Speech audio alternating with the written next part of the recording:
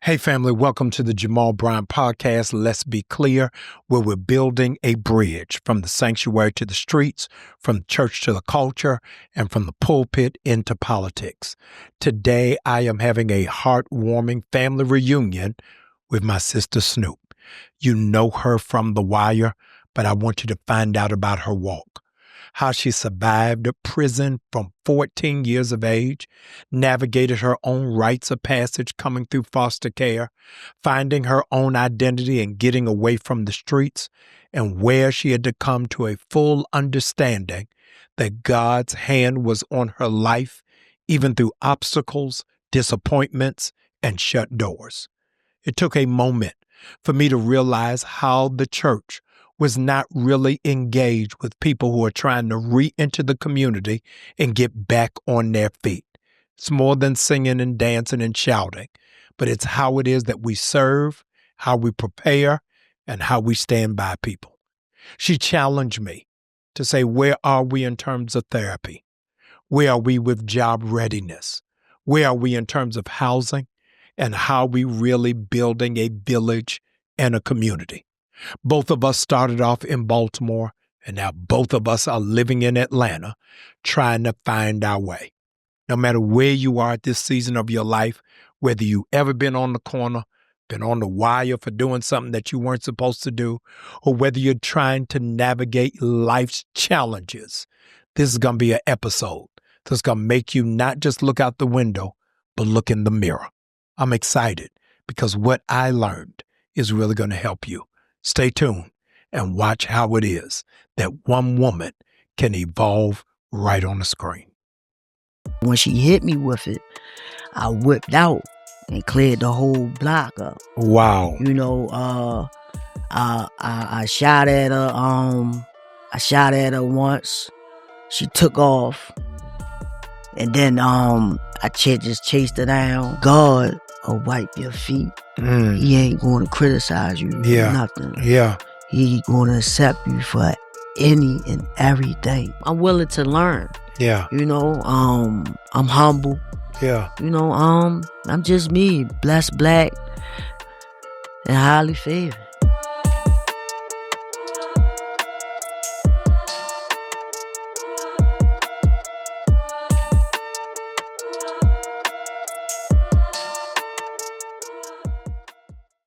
Hey, family, the Baltimore connection is alive. It's the Jamal Bryant Podcast, from Atlanta to Baltimore and to the world. She was not on the wire. Were you on the wire? Yeah, I was on the wire. She wasn't on the corner. Yeah, I wasn't on the corner. She was on the wire. I was locked up doing it. I'm glad. We all know her. If you don't know who this is, you have no street credibility whatsoever. You got to start your life all over again. I am glad to have you. Do you know when we first met? Do you remember when we first met? I'm going to tell you where I think we first met. When? When we first met was in the heart of Freddie Gray. Yes. Yes. In the heart of Freddie Gray, Baltimore is going absolutely crazy. I don't even know what street we on. I don't even know what is happening. No way. Yeah. Oh no, you talking about the Freddie Gray joint? Or no, where me and you were. Yeah. We was on TV first. We was on BT first. I heard of you. Yeah. You know what I mean? You still Well, we in New York? No, you was on Zoom. You was on a Zoom. Yeah. And I was in New York. I was in the studio. Okay. And we was talking about sexuality. Yes. Yeah, man. Yes. Okay. Yeah. So that was yes. But our in-person meeting was around Freddie Gray. Yeah, it was on Oliver and Martha. Okay, you came to my block party. I had that's right. Party for Freddie Gray to stop the violence. Yes, and I had everybody out there. I did it in 38 hours or something like that. You pulled it together. Oh yeah, and we had the panel with T.I. That was in New York. That was in New York. Okay, you right. Yeah, I forgot about that. Yeah. No, that's what's up. I'm excited about who you are. Yes. To see how you have grown and how you have had an impact. A lot of people, when they think about street influence, they immediately go to a man. Yeah. And nobody ever talks about the fastest growing prison population is Black women. Yes. Even in churches, whenever they got a prison ministry, is the men's prison. Yeah. They ain't sending nobody to go check on the mothers, daughters, and sisters who are locked up. Yeah. And a lot of times, art imitates life. What people don't know is that a lot of what happened on The Wire, not the corner, a lot of what happened on The Wire, you weren't really just playing a role. You were reenacting a part of your life. Yes, sir. Yes, sir. I want you to talk about a couple of things. We got a lot of ground that we got to cover on I'm today. here, Pastor. Yeah, no. Let's lock in. Yes, sir. I want to stay where I am right there and talk about the underserved and highly ignored issue about Black women and incarceration. Yes. The prison pipeline is real, and a lot of people don't know that what you portrayed on television was really a reflection of your own experience. Yes. Tell people when's the first time you got locked up. Well, my first real charge was in 95 when I was 14. And I had my little I call them my nephews. Yeah. You know, we walking around the neighborhood and stuff like that because kids gravitate to Right. it. So, you know, we go to Monique house, we chilling at Monique house, somebody come to the corner, yo, they fighting around the corner. So me, I'm 14, I'm gonna go see what the commotion is. Right. So, you know, when I get there, you know, it's Wheezy, everybody, they fighting, whatever. Yeah, man, I didn't have nothing to do with the fight, Right. Pastor. But back then, I always used to have guns on me. You know, a Tech 9 used to be, you know, my friend until it got jammed up. You know, Right. And I used to always carry guns on me. You know, something that I'm not proud of. Yeah. You know, but you know how coming from Baltimore, you know, you gotta be rough, you know? And she fighting her way out of a crowd. And I guess she thought that I was in the fight. I wasn't. Yeah. Because I was on the curve. She had like a bat. Yeah. Like, I'm talking about swinging it. They said she hit me with it. So when she hit me with it, I whipped out and cleared the whole block up. Wow. You know, I shot at her. I shot at her once. She took off, and then I just chased her down. You know something that like I'm not proud of. I wish I could take that back. Yeah. You know, I wish I could bring her back. You know, I know her family. Yeah. They despise me. But Yeah. it's explainable. Yeah. You know, I took something from y'all. Yeah. You know, I take accountability. No, that's for beautiful everything, growth. You know, When you went to court, you were sentenced for how long? 10 years, 2 suspended because I did 2 years over city jail. Yeah. And they gave me 5 for the handgun. I had to do that flat out, and 3 for the murder. So I had did 8 years. Well, I did 6.5. Right. Tell me, when at 14 years of age, when did it dawn on you, man, this is real? When I seen my face on Maryland Most Wanted. No way in the world. Yeah, but I wish I could bring that back. So you weren't arrested that day? Nah, I was on a run, Jordan. You missing out the parts. Oh yeah, no, we get to it. That's How long were you on the run? Like 30 days.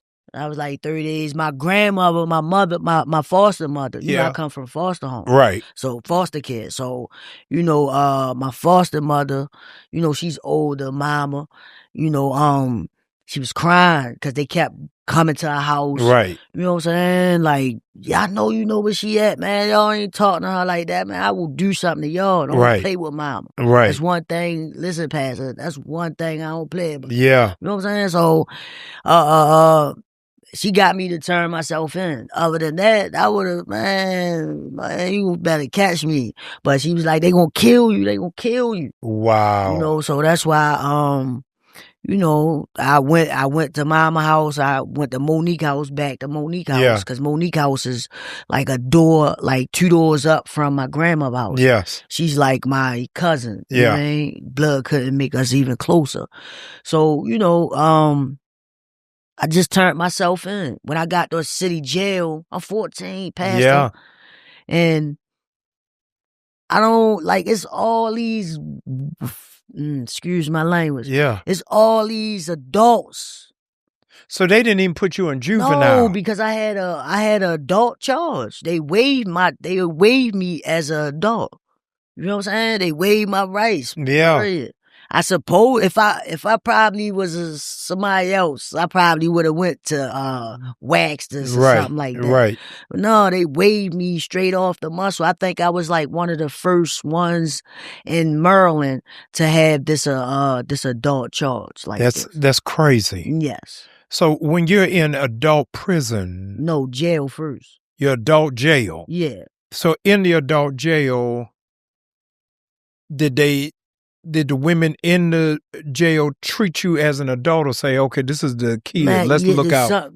Some try to get in my pants. You know what I'm saying? Yeah. And some take up for me like, no, I take up for myself, man. Yeah. Now you a junkie. Nobody ain't messing with you, sure? Right. Because city jail, they didn't have, let me explain myself. City jail, they didn't have a juvenile section for the women, for the girls. Right. For the kids. They had it for the men. Right. I mean, for the boys. Yes. That was T section. They didn't have it for the girls. So they made one for us. They had PC, but they didn't have one for us. So they housed us on lockup with everybody that's, probably got infractions and stuff like that. Yeah. Yeah. So until they made us, until we got crowded over there, they made a whole dorm for us. When the 6 years is up, mm-hmm. Tell me about the day you got released. The day I got released, man, I didn't even know that I was getting released because I was getting in so much trouble down there. Down grandma's house, down Jessup, Maryland. Down it's a prison now. Man, Pastor, I was down there going crazy, Pastor, because I was young and I didn't have life, so I didn't care. Right. I didn't give a F. Right. So I didn't care. So, and when they said go over post 27 to see your case manager. I thought it was something, I don't know, I probably thought I did something. And she was like, sign your papers, you going home. And because everybody loved me down there, so everybody at Post 27 already knew. Oh, you know what I'm saying? Yeah. So when I come through there, I thought I was in trouble. I was in trouble. Right. And everybody looking, but they had smiles on their face, And I just signed my papers. I had called my uncle, God bless his soul, Arnold. I called his wife, and she came and got me. Oh man, that's love. I didn't even call mama and let her know. I surprised her. She was so happy. She was crying. No, that's great. When I walked in the house, it felt like I was just walking over on top of the house because it was like the house so small because I'm coming from this big institution, How did you jump from that? Did you go to acting school? No, not at first. So how did you even find out about they were filming this show? When they was filming The Wire, I was, when I came home, I had, 3 jobs. Well, I had 2 jobs. I was working for Ford Bumper. I was trying, Pastor. Yeah. I was working for Ford Bumper And then I was working, they fired me because of my background. Yeah. And then I went to a book factory, stocking books. Yeah. I was making what they was giving me $15 an hour, so I already took a pay cut. You know what I'm saying? You know, but that was still something back then. You know, so they fired me from the book factory. And I told them, I said, well, so what, I'm gonna throw a book at somebody and hurt them? You know what I'm saying? And kill them? Like, what I'm gonna do? Right. So I took my last check, Pastor, and that's when I turned back to the streets. And while I'm in the streets, that's when the wires start shooting and stuff like that. They was talking about the corner. They was like, no, not the corner, the wire. So while everybody was in the house watching the wire, I was outside selling drugs. I ain't care nothing about no wire. Right. I didn't even know the characters that was on it. Right. You know, and that's how I ended up running into Michael K. Williams. He played Omar off the wire. Yeah. And he was in Club One. You remember Club One, Pastor? Yeah. And you had to put the button-up shirts and stuff on. I mean, I was clean. You know what I'm saying? So Mike was in there, all dancing, mean mugging, all like this, Pastor. Yeah. You know, he got the cut on his face. Oh, yeah. So I'm like, man, he keep looking at me. So I told my homeboy, like, man, he keep looking at me, man. I'm ready to go outside and lay for him. Like, did I do something to him? Right. And he was like, who? Kept looking around, like, who? I'm like, him right there ain't one point. Right. You know what I mean? Him right there, man. Him, the black, the black person, black boy. Right. You know what I mean? So he like, who? Omar. I said, oh, you know him? He was like, nah, man, that's the gay guy that played the gangster on the wire. He played the gay gangster on the wire. You know what I'm saying? Like, no. Right. He was like, no, man, see if I can get an autograph from him. But Mike come over there, introduce himself. He was like, you're a girl or boy. And I was like, man, listen, I ain't with all that. You know what I mean? I was like, I love women. You know what I'm saying? Like, I'm not with none of that, man. So he was like, nah. I just love your aura. Like, you know what I mean? Your swag. Right. Or something. You know what I mean? So he was like, no, he was like, give me your number. And I gave him my number. And he called me the next day. He was like, you know where Marford and Landville. And I was like, yeah, man, that's like right up the street from me. You know what I'm saying? I'm right here on Olive and Marford. Right. And he was like, yeah, come up here. And I came up there. I was sitting there talking to him. And what's that? David, Ed Burns, Nina, you know, just everybody. You know what I mean? Ben, everybody. I mean, Bill, everybody. You know, just heard me talking. And right now, you can understand what I'm saying. Right. Back then, it was yet a mean this and yet a mean that I was talking about, Pastor. Yeah. You know? So like, did the role exist or they created the role for you? They created it. That's crazy. Because you got to think about it. They still use my same real name as my character, Felicia Snoop Pearson. Yeah. You know what I'm saying? And that's my real name. Everybody thought that was like, they gave me that name. Right. Nah, that's my name. That's my name. So when it starts running on TV, when did it dawn on you, man, it may be something to this? I tell you when, season 4. Cause, a lot of people, you know, was calling my phone and I didn't know who they were. Michael K. Idris. Yeah. Jamie Hector. Then like, David Simon, Ed Burns, Nina, like people talking to me, keep talking to me like the opener because you know I was the opener. I didn't know nothing about no opener. You know what I'm saying? So everybody like, man, you got the opener, It's just you. That's a big thing. I didn't know that. And that's when it hit me. And at what point in that did you come out the streets? I came out the streets season 3. Season 3? Yeah. Wow. Yeah, because they knew what I was doing. Yeah. They knew. Ed Burns was a ex-detective, you know, and he came to me. He was like, Felicia, Like, you want to sell drugs or you want to act? Right. And I was like, I'm going to keep it real. I told them, I'm not being no extra. You know what I mean? Yeah. I don't $50 or nothing in my block up here. Right. You know what I mean? I could go collect. You know what I mean? At least 6,500 right now. Right. You know what I'm saying? Yeah. Like, this is just one block. Yeah. That's not including my other two. Yeah. I don't work for nobody. And that's, you know what I mean? He was like, no, leave it alone. Leave it, please. You gonna be a star. Right. Star. And I was like, yeah. And then they got Mike to call me. So, I just kept my money and gave everything away. I promise you. No, that's beautiful. Yeah. Because I used to be a chef back then. Like, really? I'm talking about, with the food too. I'll cook for you, your wife too. But I'm talking about in the drug game. I used to be a chef. Oh, I'm like, man, you was making crab cakes. I had to switch brains. I'm like, you a chef?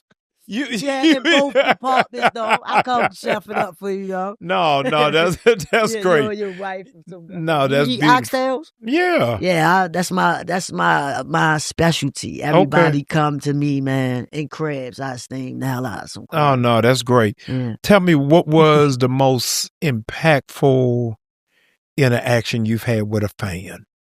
Of somebody coming up to you talking about how you impacted them? When I had a book signing here in Georgia. Yeah. And I was downtown, I was leaving Barnes and Nobles. And I was walking and I was talking. And a blind guy, turned around, was like, is that Snoop? Is that Felicia? Yeah.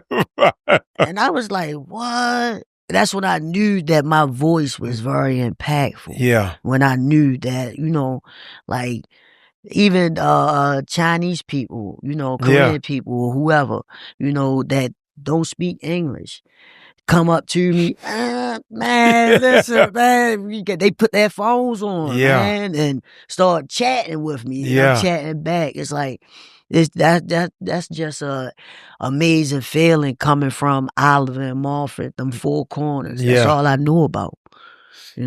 Tell me about how you had to grapple with coming through foster care. I really got blessed. Yeah. For real. Because when I came from the hospital, the social worker, because all right, let me start here. Mama used to had foster kids, like she used to take care of foster kids before they get placement. Yeah. So when they brought me to her house, they was like, don't Miss Pearson don't get attached to her. Yeah. Because she gonna die. Now we done jumped ahead. Oh, all right, because no. Oh. It's my fault. Yeah, no. Is what a lot of people don't know is you were really a 80s baby for real. Yes. And the 80s baby, what I mean is a lot of people don't know that you were a crack baby. Yeah. So I want you to talk about that. It was heroin. I don't even know what my mother was on to, but that was the, you know what I mean? Yeah, that was the label that they used. Yeah, that was the label that they used. Yeah, and that's a real thing because a lot of people deal with drug addiction through numbers. It's 20% or 17%. They don't know, but man. Don't know on coming through that. Tell me how you were able to navigate knowing the impact that had on your birth, and then you end up selling it. Because I was like, I mean, my mother ain't cared nothing about me, and it was like that empty void. Yeah. Your mother and father, when people were sitting there telling you that your mother and father ain't coming back for you. Yeah. Your mother and father don't love you. Your family don't love you. Yeah. Nobody come back from your bloodline to come and, they just said, forget you. Mm-hmm. And as you growing up, it's like that pain just be in your heart and your soul. you be trying to forgive your parents, but it was like, nah. And then it was like, they don't care nothing about me, so I don't care nothing about myself. Did you ever meet your biological mother? They said I did when she took my clothes off. You know, she locked me in a closet on like one of her visiting days. Wow. You know, and because she was trying to get me back. She was trying. And she just relapsed. You know, and they said she locked me in a closet, and the social worker was coming that day, and they seen me in there screaming and hollering. Wow. You know, and you are more than a conqueror. You are an overcomer. Yeah, Pastor. No, really. Yeah. God's hand is on your life. I ain't lying. Wow. Yeah. Tell me about your relationship with God. That's all I got. That's all I have. Yeah. That's all I praise. That's all I worship. Yeah. It's my everything. Since I've known you, you have always had a draw to God and faith and prayer. Every time I saw you in Baltimore before we ever got here, you were like, pray for me, Pastor. Yeah. For real, though. No, really. And people put Christianity in such a vein that they only see a relationship with God in church. Yeah. And don't know that you got to have God outside of church. You know what I say to that, Pastor? I say,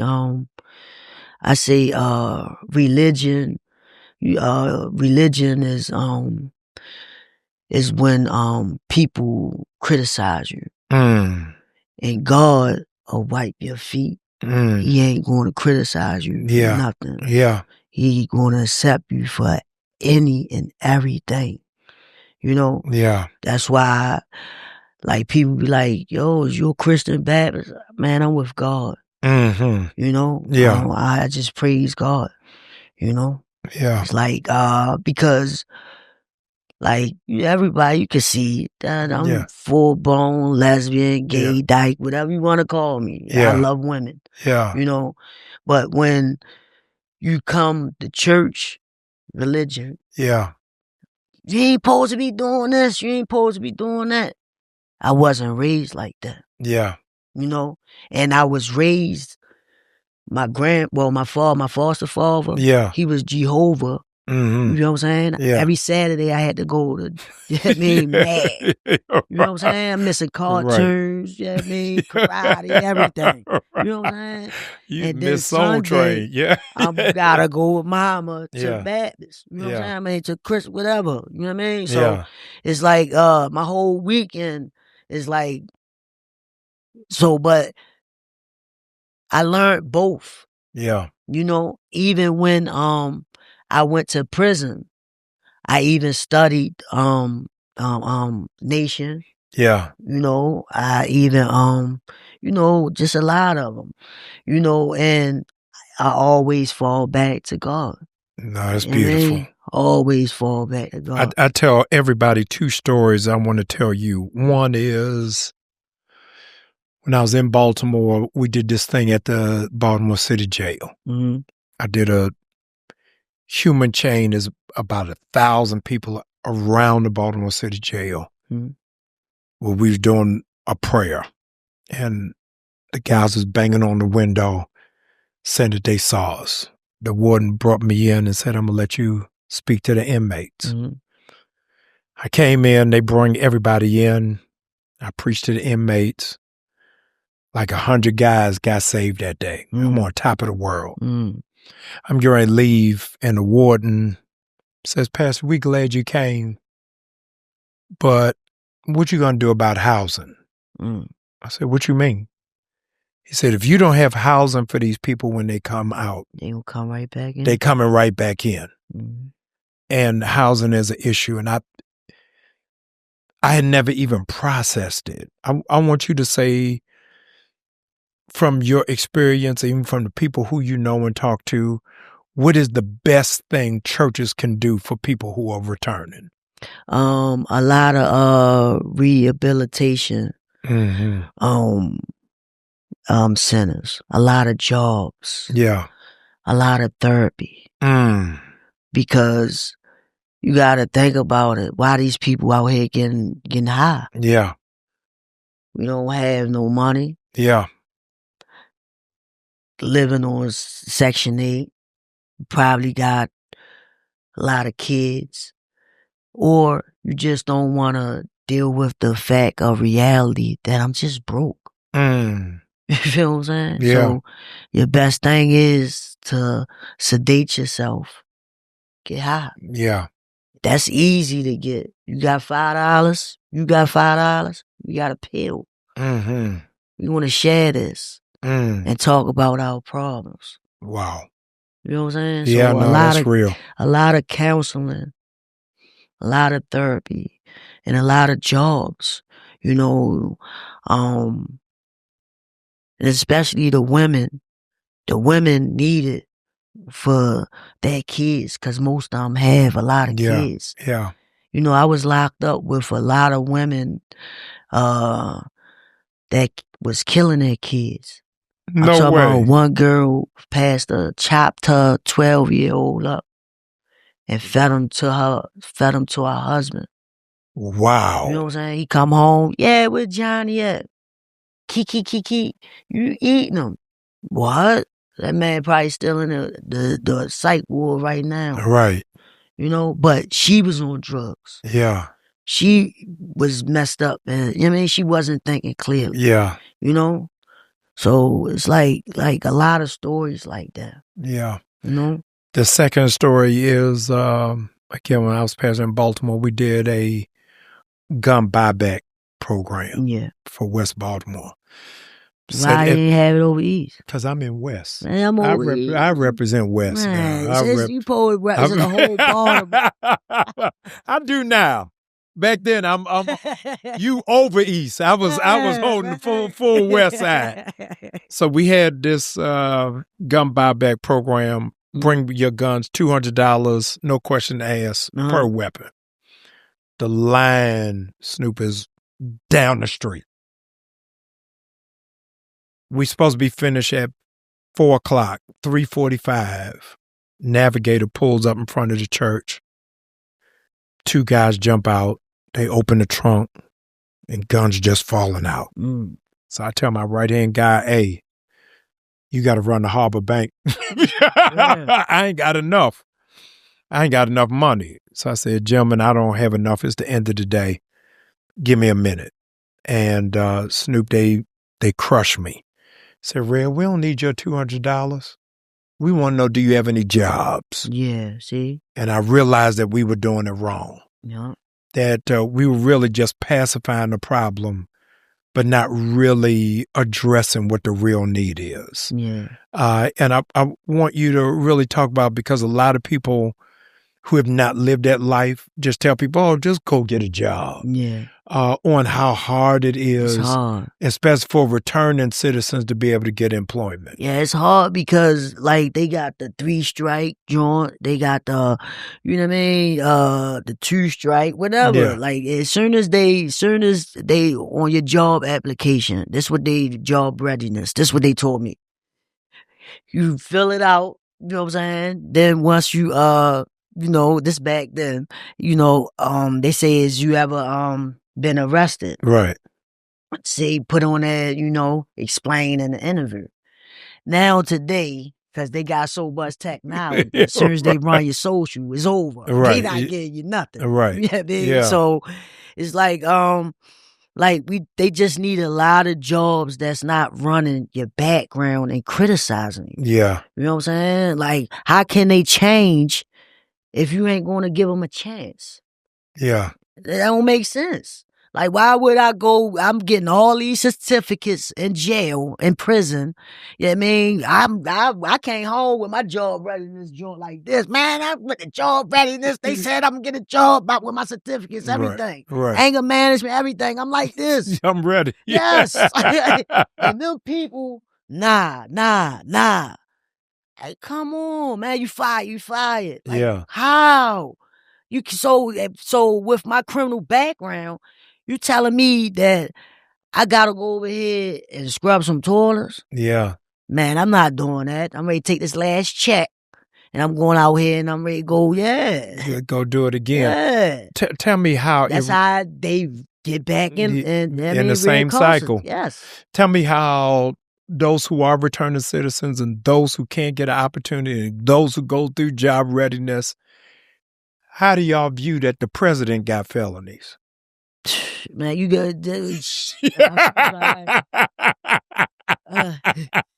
man, I don't feel so bad. Yeah. You know what I'm saying? Yeah. Because, I mean, they criticize me, so he got a whole felony. I don't feel bad at all. Yeah. You know what I'm saying? Like, I mean, so my black kings and queens out here that got felonies, you could go run for being president. Yes. Because we very intelligent. Oh, yeah. You know what I'm saying? Yeah. I'm talking about some kings and queens out here that you know what I'm saying, that'll give you words that I even never heard of. They Right. so intelligent, so articulated. You know what I mean? They could go run for president. Yeah. You understand what I'm saying? I see our governor. You know what I mean? Yeah. I think he ready to go run. Go ahead, baby. He ain't got no felonies. And let me be clear. We talking about the governor of Maryland. Oh, Maryland, my bad. Now, what made you move to Atlanta? I did New York, I did LA, Baltimore is always home. Right. Everybody say this the black Mecca. Oh, no, it is. So, I mean, black Hollywood. So, I was coming down here all my life. I got so much family that been here for over 60 years. So, wow. My grandmother, mama, her sisters, everybody, my cousins, Nicole, everybody.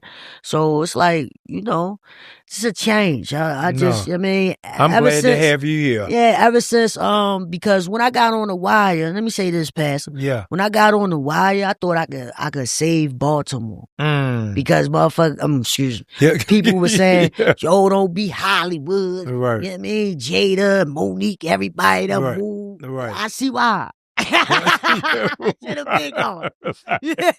Let me out of here.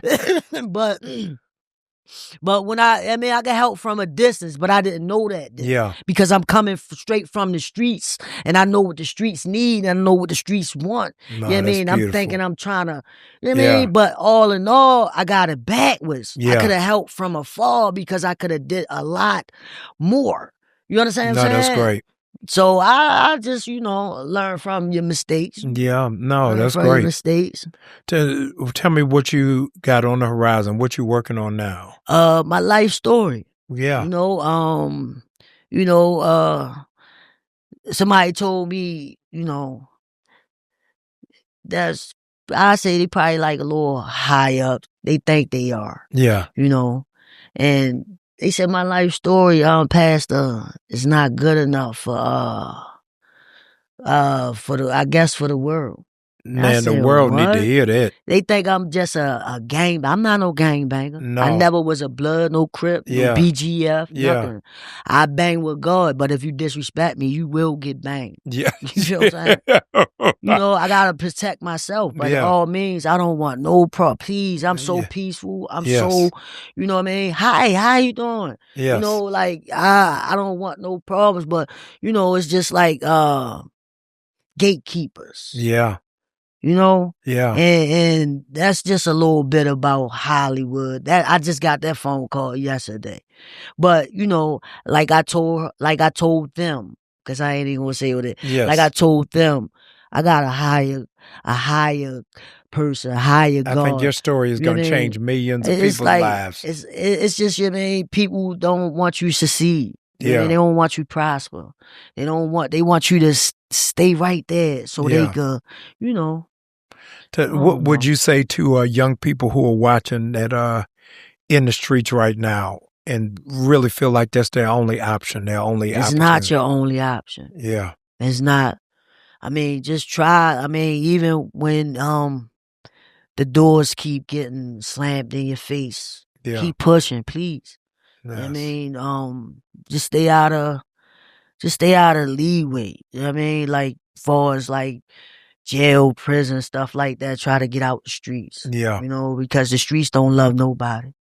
Once you gone, it's going to be other people, another crew going to take it over. That's true. It's like. That afternoon. Yes. I mean, the streets don't love nobody, What do you feel like your life's legacy is going to be? We still got a lot to go, but right now,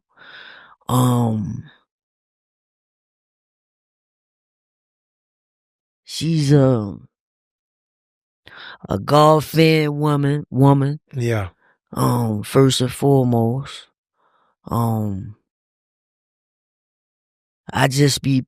I never gave up from birth. Wow. You know, because Yeah. God ain't never gave up on me. So, I mean, I don't know. I No, still that's got a lot. powerful. I still got a lot to It's do, a Pastor. whole lot of chapters. And I want to get my children home, my foster home, because Yeah. I come from foster care, and I Yeah. need you, Pastor. On No, that, I man. got you. You know what I'm saying? Because I tried, and somebody try to, they thought I wasn't going to take that paperwork to the lawyer. Right. You know? Yeah, we're not doing it. Right. You know, it's like, don't try to Take advantage and play you. Yes. Yeah. Yes. I'm excited, but you all don't know. This is my sister for real. I ain't lying. Man, when I tell you I love this woman, Man, we had an ongoing joke in Baltimore. I know you thought I wasn't going to say nothing. Well, go ahead, Pat. We had an ongoing joke in Baltimore. I said, Felicia, you got to come to church. She's like, yeah, I'm coming. He's like, my mother want me in church. I said, you got to come. I said, now the day you come, you know where I'm going. I said, the day you come, I'm putting you in the dress. You got to wear a dress or just one Sunday. You like, I ain't doing that, but I'm coming. I said, it's just one day. It's just one day. For a couple hours. Just for a couple hours. You can do it for 2 hours. But I'm going to put you in a baptism robe. Yeah. That's the closest we're going to get to it. We're going to get, Pastor. I mean, I don't know, Pastor. You know, I got you. It's a white robe. Man, yeah, you got it. I'm not baptizing you in jeans. No. I would put on a robe. Okay, Yeah, I got you. I got you. I wouldn't do that. Yeah, no, I'm not. I wouldn't disrespect God like that. Nah, man. No, I'm excited, and the fact that you want to get baptized means a whole lot for a lot of generation that don't go to church, who don't make themselves available to God with all of your acclaim, all of your notoriety, all of your fame, is that you humble yourself for God. Yes. And I think that's why God can use you. Yes. That's why God can trust you. He using me now. Yeah. Yes. Tell me this in closing, because somebody's going to be able to help us get this done. Mm-hmm. Tell me your vision for these foster homes. The vision for the foster home, I just want to, have education, counseling, therapy. They could max out college. Yeah. Just everything. I don't like these people out here try to medicate the kids, like the downers and stuff like that. Nah.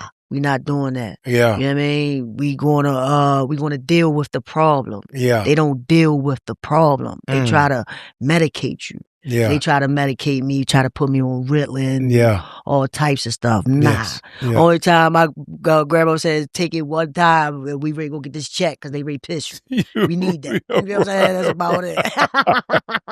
If nothing else, you're going to be honest at every level. Like, for real. No, and it probably was a half a pill at that because she didn't like how it made me look or feel. Yes. You understand what I'm saying? So we got to deal with the problem. Yeah. You know what I mean? With these kids because keep medicating them. Only time you get medications, you got high blood pressure or something that, you know what I mean? Yeah. That's regular. No, you know what I that's mean? serious. Other than that, we're going to deal with the problem. But, just a placement or, you know what I mean? You could max out. I mean, we could put it together. Right. We put it together. I just want them to have a home and it's called beautiful. Utopia. You Oh, know what that's Utopia great. mean, right? Yeah. Yes. So that's my name. Please, world, don't take it. It's already packed. Yeah. No, that's great.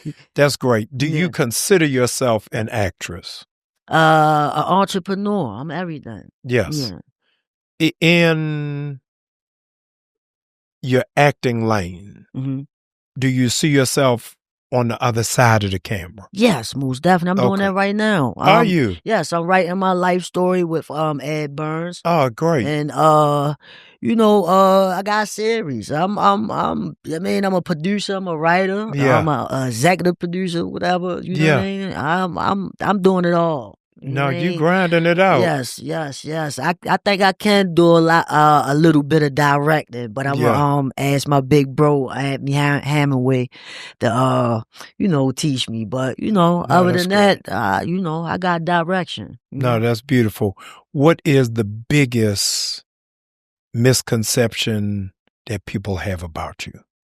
That I'm probably mean. Yeah. And I'm not. No, you're not. I'm probably they think that that I'm really Snoop off the wire because like we said that I'm portraying the same life as you know what I mean? But that's not that. I'm not putting nobody in abandoned buildings faster. Thank you. Things like that. But and I'm willing to learn. Yeah. I'm humble. Yeah. I'm just me, blessed, black, and highly favored, Snoop, I love you. I love you more, Pastor. You're going to do amazing things. Yes, we going to do amazing things. We're going to do amazing Yes, things. Sir. And it's starting right here. Right I need now. you all to stay locked in because my sister getting baptized. Yes, sir. And y'all got to be a part of the baptism service virtually. Yes, sir. It's going to be amazing. Thank you for hanging out with us. Water price start bubbling. Good morning. Oh, listen. Only if I'm baptizing you in the sauna. It's going to be great. That's so much. Yeah. I want you all to make sure that you subscribe, like, follow, and share so that you can get a part of this conversation and behind the scenes of the life of my sister, actress, an entrepreneur, an activist, and a community organizer. I'm glad to have you. Yes. Thanks for having me, Pastor. No, thank you.